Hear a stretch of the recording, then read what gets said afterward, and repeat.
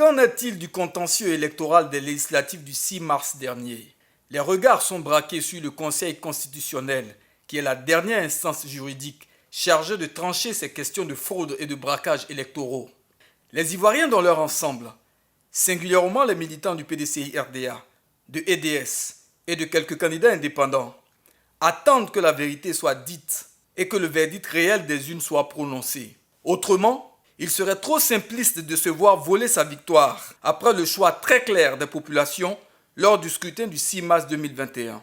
Des bourrages d'urnes au tripatouillage des procès-verbaux en passant par le vote massif et frauduleux, les candidats tricheurs ont excellé dans la fraude pour entacher la sincérité du scrutin et spolier les vainqueurs. Ce hold-up flagrant n'a laissé personne indifférent. Suite à la proclamation des résultats provisoires par la Commission électorale indépendante, CEI, les populations surprises ont du mal à accepter ces résultats. Les candidats, les principaux concernés, indignés, ont élevé la voix pour dénoncer cette forfaiture et exiger la vérité des urnes, rien que la vérité. C'est le cas de Kwasi Kwame Patrice, dit KKP, l'un des candidats de la liste PDCI-RDA de Yamsokro Commune, qui, au cours d'un point de presse, est revenu sur les graves irrégularités constatées lors du déroulement du vote dans sa circonscription électorale. Alors, le jour du scrutin, alors même que la loi dit que lorsque les cartes d'électeurs n'ont pas pu être distribuées en totalité, elles doivent être disponibles dans les bureaux de vote le jour du scrutin, nous avons constaté que ce jour-là, il n'y avait pas de cartes d'électeurs disponibles dans les bureaux de vote. C'est le premier constat que nous avons fait. Ensuite, quand nous regardons la liste des agents électoraux, ce que j'entends par agents électoraux, ce sont les présidents des bureaux de vote et les 2 secrétaires qui les assistent.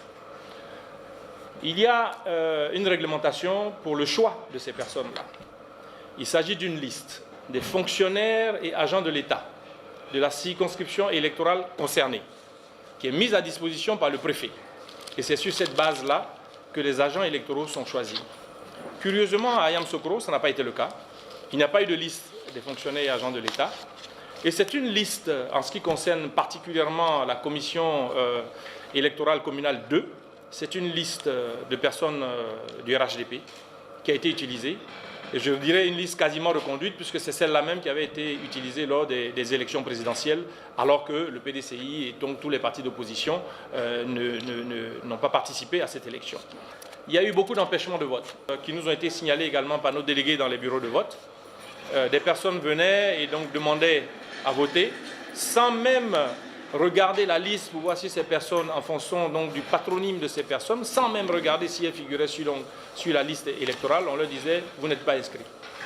Nous avons également eu des votes massifs frauduleux, organisés, structurés, qui ont amené donc à avoir dans plusieurs bureaux de vote, lorsque le décompte a été fait, un nombre de votants qui était supérieur au nombre d'inscrits.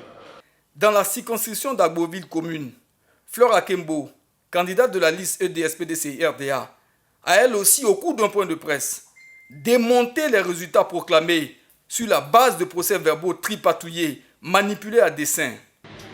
J'ai en ma possession 23 PV irréguliers, dont 21 PV qui sont sans sticker. Nous avons tous ces PV ici. J'ai les photocopies et nous avons aussi les originaux.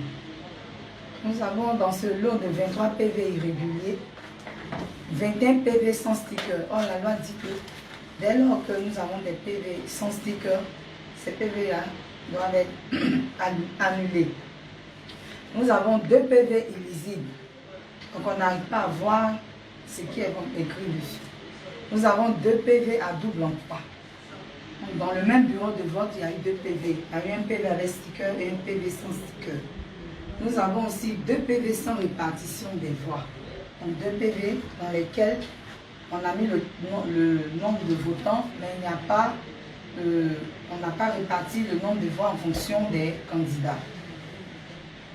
Donc par conséquent, si on annule tous les PV à problème, c'est-à-dire les 23 PV, la CEI a donné 7377 voix à monsieur le candidat du RHDP. Si on annule les 23 PV irréguliers, il doit normalement se retrouver avec un total de 4102 voix.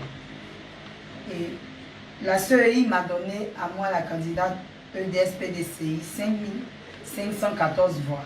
Si on annule le cumul de mes points sur les 23 PV, je me retrouve avec un total de 5109 voix. Parce que le nombre de points que j'ai eu sur ce PV et le nombre de points que M. Adama a eu sur ce PV, si on retire, on retranche ces points-là, il se retrouve avec 4102 voix et moi avec 5109. Donc, à partir de ces PV irréguliers, de ces 21 PV sans sticker, de ces 2 PV illisibles, de ces 2 PV à double emploi et de ces 2 PV sans répartition des voix, je sors vainqueur de ces élections.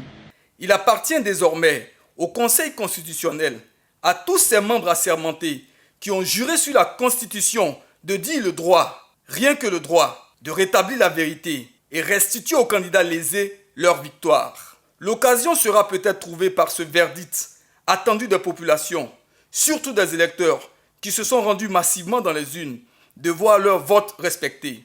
Mais au-delà, pour cette institution qui a perdu tout crédit au sortir du processus électoral d'octobre 2020, de se réconcilier avec les Ivoiriens et partant, de se crédibiliser elle-même. Messieurs les juges, vos honneurs, votre honneur est en jeu. Les Ivoiriens vous regardent. Dites le droit, rien que le droit.